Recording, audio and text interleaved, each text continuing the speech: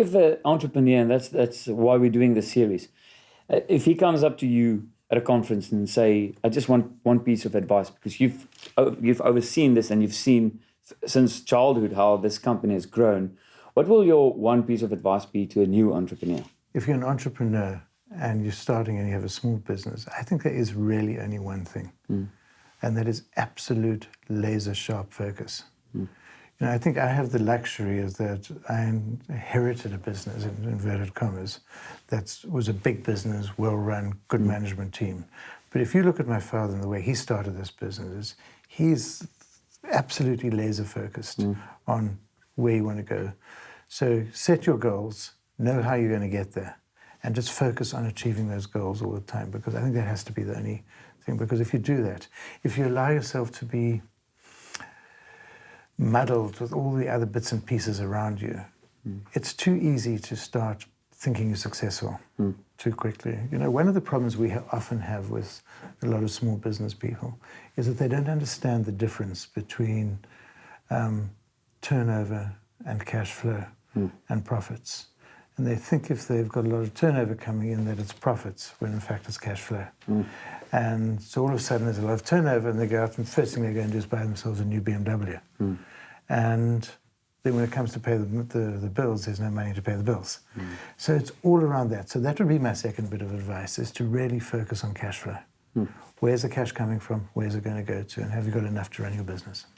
Why are you still positive about Africa, and especially South Africa? We're very positive about South Africa. We're positive about Africa as a business. We're growing. We're in about 7 or 8 countries at the moment. We'll be opening in Nigeria and Ghana over the next year or so. And we feel there's a huge growth and huge opportunity in Africa. The population of Africa is going to grow from about 1.2 to 2.4 billion people over the next 30-odd years. And they're getting wealthier, so they can afford more.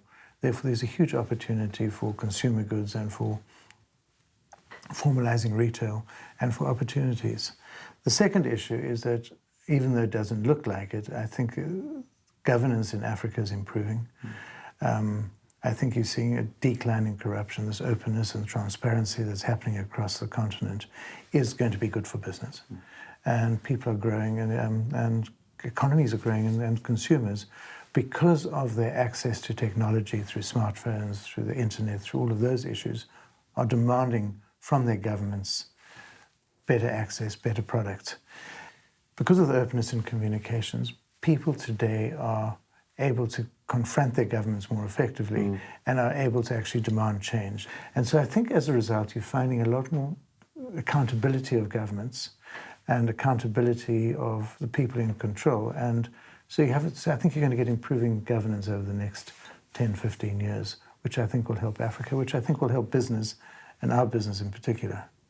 The other thing is you walk around the cities of Africa. I was in Harare yesterday, and you see the impact of South African business and the positive impact that it's making in certain parts of the continent. I think there's a lot of negative towards South Africa because South African business tends to be, I think, fairly arrogant in the way it deals with business outside South Africa, and we need to look at that. And we need to make sure that it's a two-way street, that it's not only about us putting goods and services into those countries, but it's about creating exports from those countries and bringing them back into South Africa, and using the various networks like SADC and NEPAD Foundation, all these different organizations to help create that cross-border trade. And by so doing, you actually help grow the economies in those countries.